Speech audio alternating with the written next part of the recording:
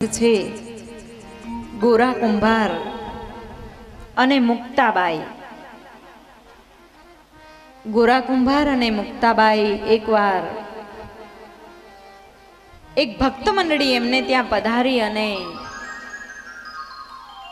એ ભક્ત મંડળી ત્યાં આવી અને ભજન ગાવા લાગી. એમાં નામદેવ પણ હતા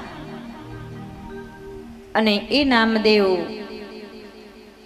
જ્યારે ભક્ત મંડળી સાથે આવ્યા ત્યારે ગોરા કુંભારે અને મુક્તાબાઈએ વિચાર્યું કે આ ભક્ત મંડળીની પરીક્ષા લઈએ.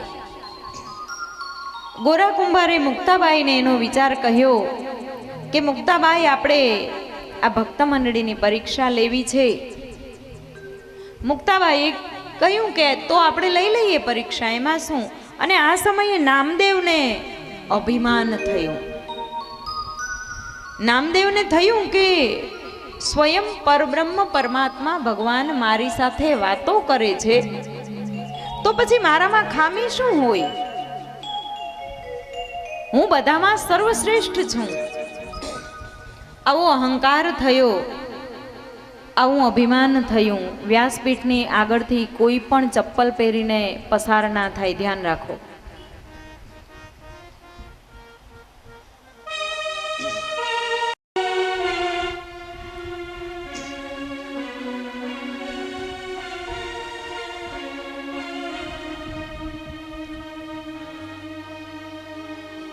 એક પવિત્રતા હોય છે. આ માનવ સમાજની પાસેથી પરમાત્મા ખસી ગયો છે, એક જ કારણ છે કે આપણને ભાન રહ્યું નથી.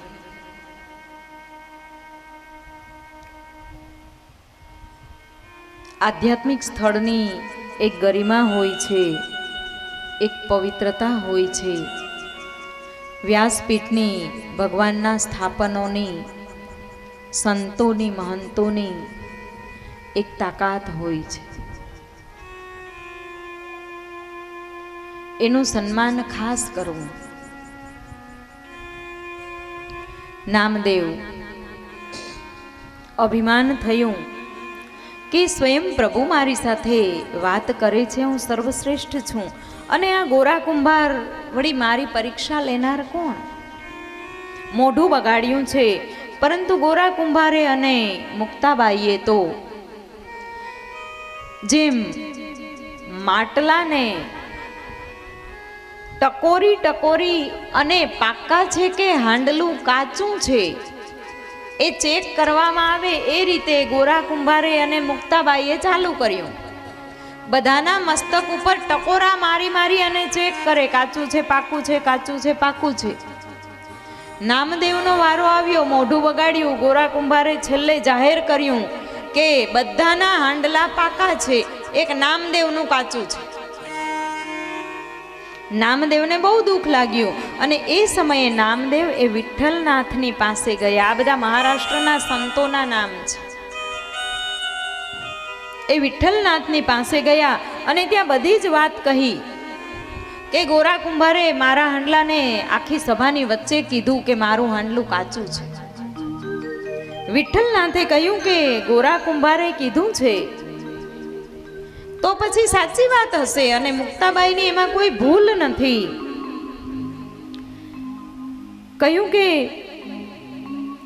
તારું હાંડલું જો કાચું કીધું છે તો પછી તને તારી ઉણપ સમજાવી જોઈએ. અને તને જો તારી ઉણપ ના સમજાય, તું ભલે માનતો હોય કે તું પૂર્ણ છે, પણ તને હજી પરમાત્માનો અનુભવ થયો છે, પરમાત્માના વ્યાપક રૂપનો અનુભવ નથી થયો.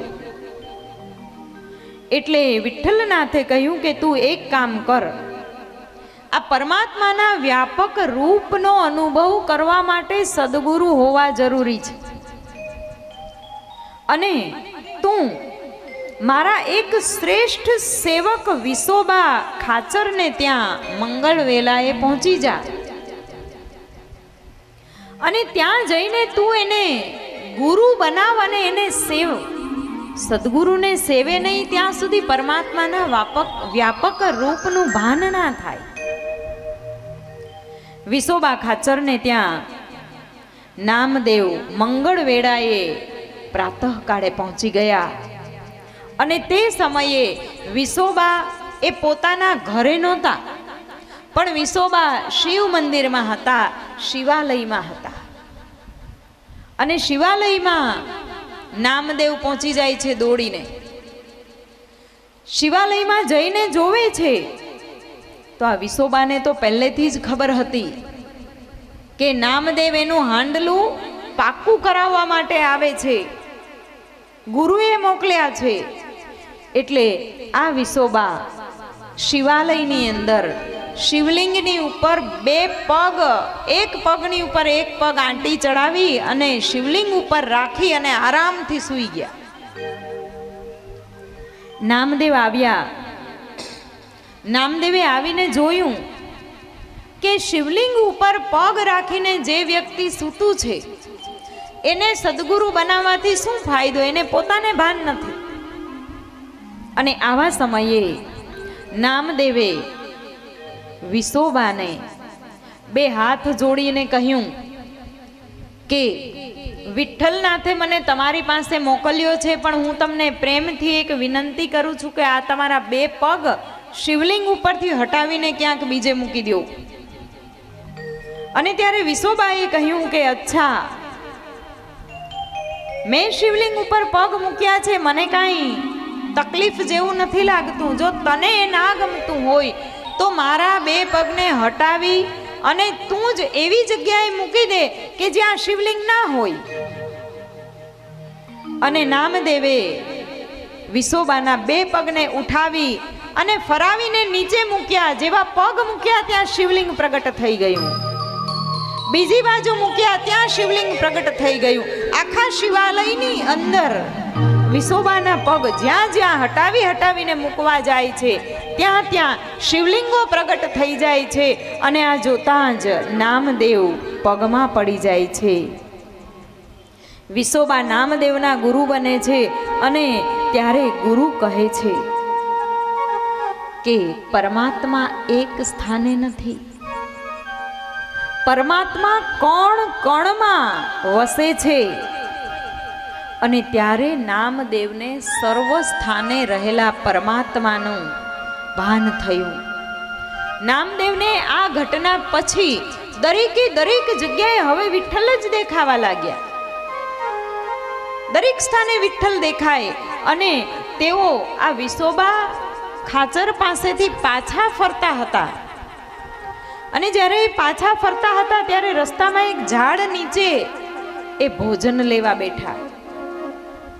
ભોજન લેવા બેઠા, આંખ બંધ કરી અને ભગવાનને વિનંતી કરતા હતા. એવામાં એક કૂતરો આવ્યો અને કૂતરો એ નામદેવનો રોટલો મોઢામાં લઈ અને ભાગ્યો.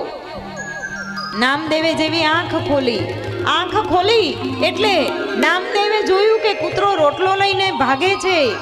નામદેવે એ કૂતરાનો પીછો કર્યો. હાથમાં ઘીની વાટકી છે. એ કૂતરાને જોવે છે, કૂતરાને અને કહે છે, એ વિઠ્ઠલ ઊભો રે, તું આ રોટલો લઈ જાય છે ને, રોટલો કોરો છે, લાવ એમાં ઘી ચોપડી દઉં, એ વિઠ્ઠલ ઘી ચોપડી દઉં.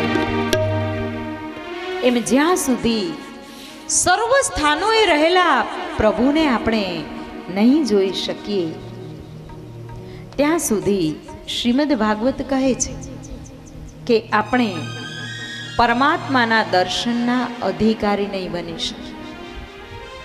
શ્રીમદ ભાગવત તો આપણને એક પ્રસંગમાં પરમાત્માનું દર્શન કરાવે છે. બધા જ દેવતાઓ